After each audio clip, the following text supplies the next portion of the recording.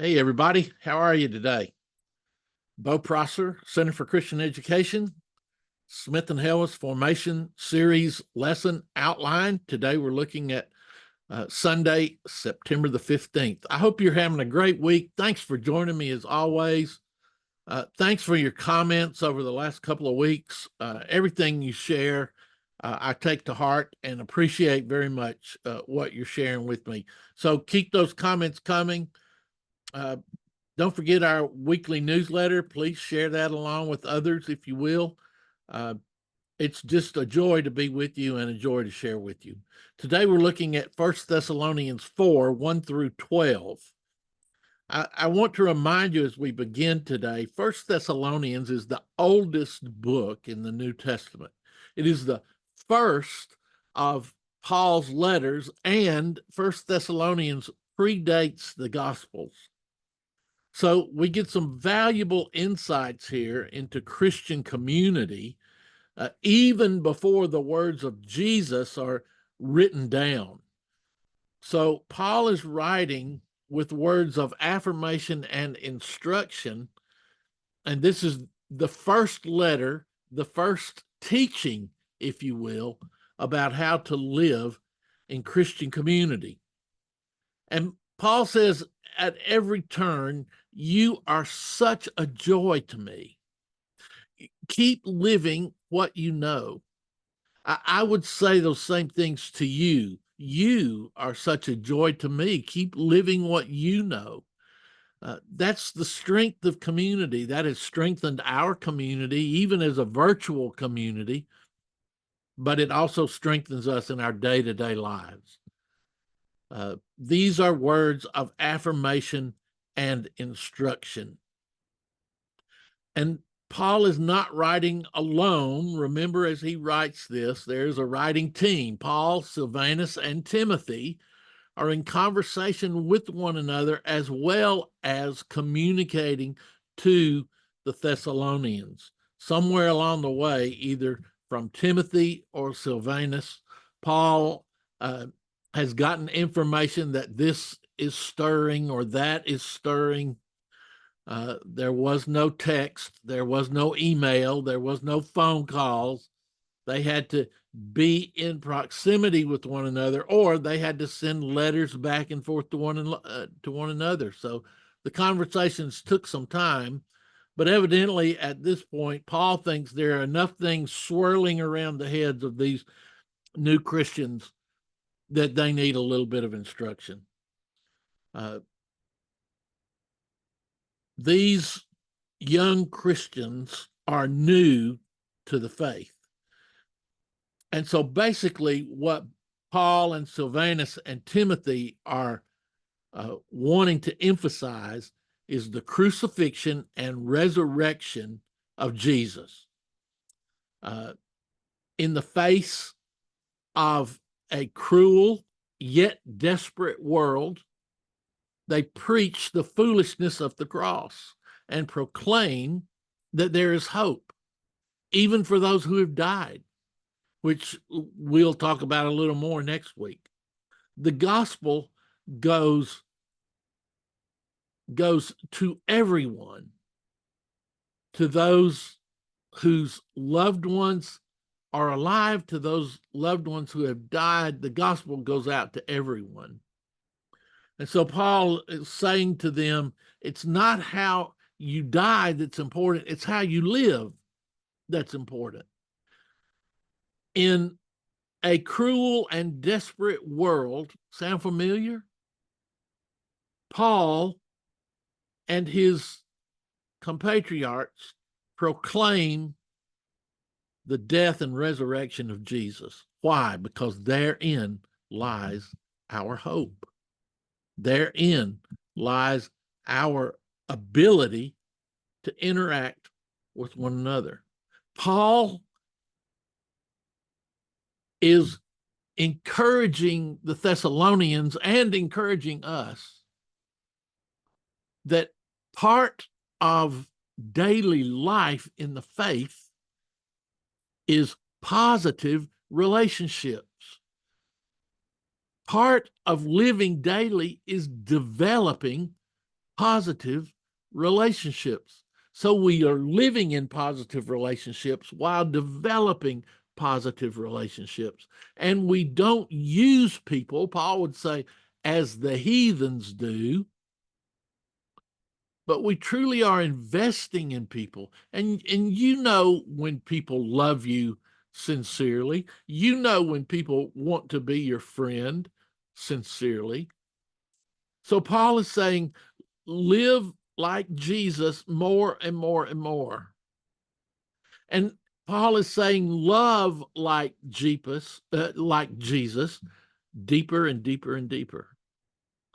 And ultimately, Paul says, command the respect from others and be dependent on no one, parenthetically, other than Jesus. So live every day, love every day like Jesus, and live so that others respect you for who you are and what you do. Learn how to love respectfully. Learn how to live respectfully. Learn how to forgive honorably. Learn how to love one another. So here we go again, another lesson on love. Many of us long to please God, yet we let our own emotional need to please others get in our way. Be dependent on no one, Paul says. Living to please God is a depth of lifestyle, and we aspire to this, yet we never fully realize that lifestyle. Live like Jesus more and more and more. Living into holiness is a process of growth and development, not a goal that we are trying to achieve. And our task is to build meaningful relationships that connect us to one another and to God. Now, there are three complex subjects today to talk about: controlling ourselves, honoring others, and the hope of glory. Should be a piece of cake, right? Except there's too much here in just these short 12 verses. There's too much here for you to cover. So I'm encouraging you to teach to the needs of your class. Some of you will need to talk about how to control your passion and how to not exploit relationships. Paul is not just talking about sexual expression and passion. Living in the now means that we honor God in every behavior, especially in our sexual expressions and passions. In all of our lifestyle, in all of our relationship, we need to be holy and command the respect of others, not like the heathen do, Paul says. Some of your classes need to talk about sexuality and positive marital relationships. Some of your classes need to talk about honoring others. Too many churches are plagued by broken relationships and hurt feelings. Living in the now means that we need to honor God in every relationship, in all relationships, for deeper relationships. And even in relating to complete strangers, we need to honor God, command the respect of others, Paul says. And some of your classes need to talk about how to live in the later stages of life, living in honored and restored relationships. Living in the now for us in the twilight of our lives means that we live today in the fullness of God's love while anticipating what is to come. We are to encourage one another in the fullness of God's love. This can be a time of real blessing for your class, for who we are right now and who we are becoming. Let this be a time of holiness. Should be a piece of cake. So, what are some things you do to practice holiness? How do you take care of the temple of God? How do you take care of your own self? What are some things you do to eat healthy? What are some things you do to rest? What are some things you do to stimulate your mind? Have fun with these, but talk about what are 3 things you wish someone would do for you? What are 3 things you would like somebody to give you? Really have fun with that and encourage people to laugh with one another if you choose to use this approach. But as people tell you how they would like to be cared for, pay attention because they will give you some clues that you can give back to them. Also, you might want to deal with, especially those of you in younger adult classes, you might want to deal with this ongoing emphasis of sexuality and youth and physical attraction. And what does it mean to have a truly long and loving and mutually honoring marriage? If you have a senior adult couple in your life, in your class, in your church, sorry, if you have a senior adult couple in your church who have lived a long and fulfilling marriage, maybe have them come and speak to your class about how they do that and what that means. Lots of ways you can approach this lesson. But Paul is speaking to the Thessalonians primarily because at this moment in time, he knows that relationships are critical. Positive, redemptive relationships are critical to living in the faith. Friendships and intimate relationships begin from God and are grounded in God. Jesus is the great redeemer, but also the great reconciler. And so we see Jesus and we feel Jesus when we share in community. We see Jesus, we feel Jesus when we represent Jesus, command the respect of others. Christians live with faith in the goodness of God. Now, again, remember, Paul is writing to first generation Gentile converts. These people don't have any history of faith to build upon. These are some of the very earliest believers that we get a glimpse of. They don't know anything about anything, and they are hungry and coachable for living their best lives as Christians. In the midst of the Roman Empire, run amok. If it feels good, do it, was the underlying theme of Rome. Paul is saying that is not the underlying theme of Christians.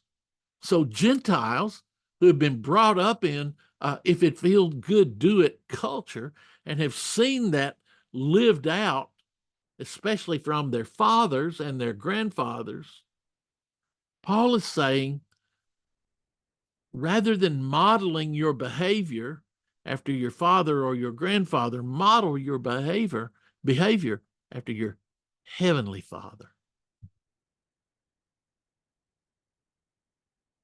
The Thessalonians were one of the earliest Christian communities in which we get some clues about how to live the Christian life. We, however, have been living as believers for as long as we can remember. Many of us can't ever remember a day when we weren't in church, when we didn't know Jesus, when we didn't fill out our church envelope every week. We can't remember when we didn't do all of those things. We think, many of us, that we've heard it all. Many of us think we know it all. I know how to be a Christian. Prosser, you tell us every week, love God, love neighbor. Love God, love neighbor. Love God, love neighbor, love self. We get that. We hear it. Love one another. Then why aren't we doing what we know to do? Why is our nation so divided? Why do we feel like we have to take a stance on one side or another with every issue? When can we reach out in love and say to people around us, I don't think like you think on everything, but I love who you are. I don't believe like you believe on this issue, but I love who you are.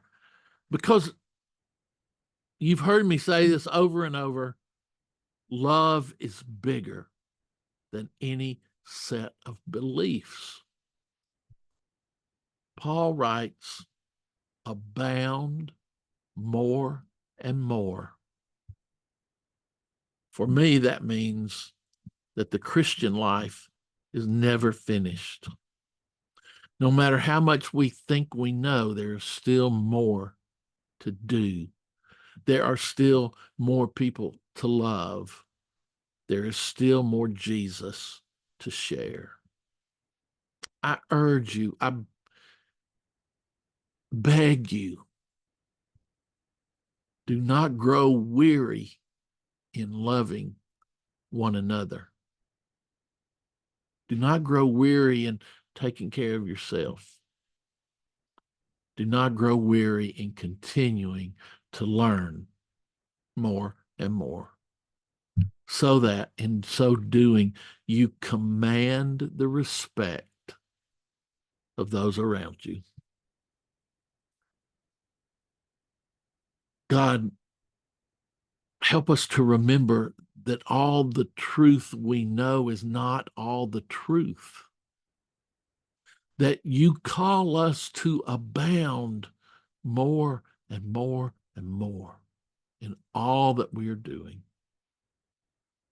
God, touch us so that we might touch others, to command the respect of them, not for who I am, but for who I am in Jesus the Christ.